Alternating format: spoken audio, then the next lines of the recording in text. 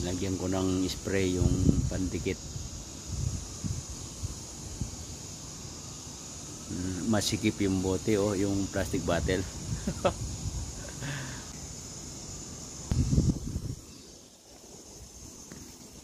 Ito malaking bote ito. Lagpas na siya kaya binutasan ko, tapos linagyan ko ng net. Binutasan ko siya malaki, no. Oh. Kasi alos sa maano sa bote talaga, tapos dito nag-ano na siya. Masikip na siya dito. Pero maganda tong bunga na to. Ito ang pinaka-perfect na bunga. Panghuling bunga ng mga to eh. Yung iba nilagyan ko na nakakapasok pa.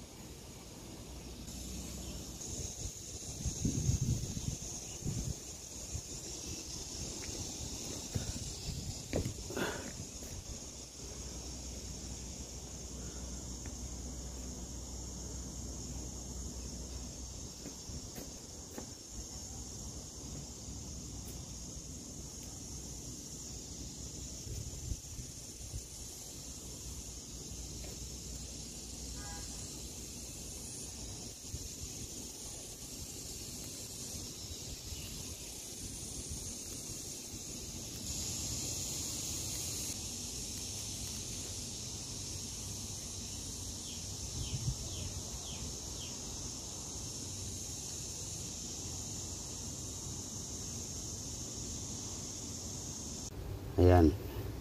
Yan ang harvest natin. Pero ito talaga nahirapan yung ampalaya dahil maliit yung bote, yung plastic bottle.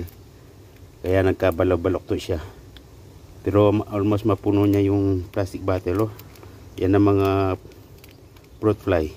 Kasi may dikit yan eh, oh. Oh. May dikit ito eh.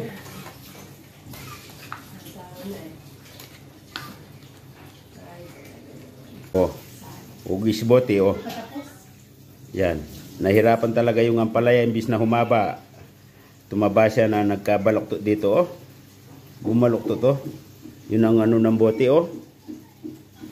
Pupus niya pala dito, oh. Para siyang cobra.